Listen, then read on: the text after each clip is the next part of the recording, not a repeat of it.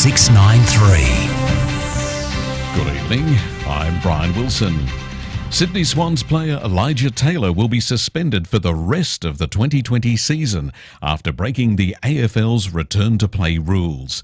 Taylor breached when his partner entered the Swans' quarantine accommodation in Western Australia when not authorised to do so. It's a breach not only of AFL protocols but also the Western Australian COVID-19 quarantine directions. The Sydney Swans have also been fined $50,000 for the breach, with half of that amount suspended. A 3-year-old boy couldn't be saved from a burning apartment building in the inner Melbourne suburb of Fitzroy North. Elizabeth Moss reports the boy was found under a bed. Firefighters pulled him from the inferno and carried him outside, where paramedics tried desperately to resuscitate the toddler.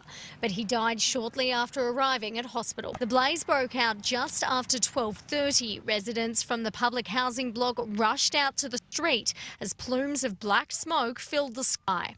At the height of the fire, around 35 firefighters were needed to tackle the blaze. The Nicholson Street property is now a crime scene as the arson squad works to determine what sparked the deadly fire. Detectives have busted a major drug trafficking ring in Melbourne, arresting 14 people. Dennis O'Kane reports. Operation Brandish is an ongoing investigation into the trafficking of meth and cocaine, which has been running for almost 12 months. Police executed warrants across 13 locations in Melbourne's inner southeast, including South Melbourne, Brighton East, Ormond, Elwood and St Kilda. Police seized a large commercial quantity of drugs, including the meth and cocaine, GHB and cannabis. They also seized chemicals used for the manufacture of drugs, hundreds of thousands of dollars in cash and a loaded handgun. The 14 arrested, both men and women in their 20s through to their 40s. In Melbourne, Dennis O'Kane, 9 News. Authorities are looking into how a prisoner escaped custody at the WA District Court. Former Richmond player Martin McGrath is accused of fleeing after facing court on a grievous bodily harm charge. He handed himself into police earlier today. 4 people have been fined and forced to pay for their own hotel quarantine after breaching Queensland's border restrictions. The 4 were travelling on a boat from New South Wales when they were spotted by maritime safety officials off the Gold Coast. Premier Anastasia Palaszczuk says they'll each fined $4,000 for false border declarations. And they are now enjoying hotel quarantine at their own expense. We can't have people flouting the laws, so quick action by police, and now they'll have to be paying for their quarantine.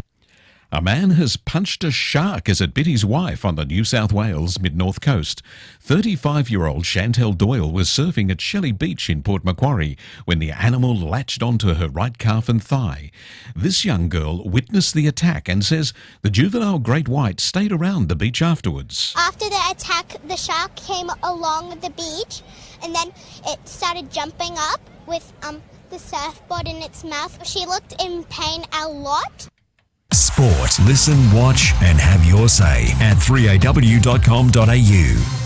Carlton have fought back with a Jack Nunes penalty goal after the siren to defeat the Fremantle Dockers by 4 points in front of a sellout crowd at Optus Stadium in Perth. He's going with the drop punt. Jack Nunes from the boundary line. On the way. It's looking very good. It's a goal. He's kicked the goal. Jack Nunes has kicked the winner for Carlton.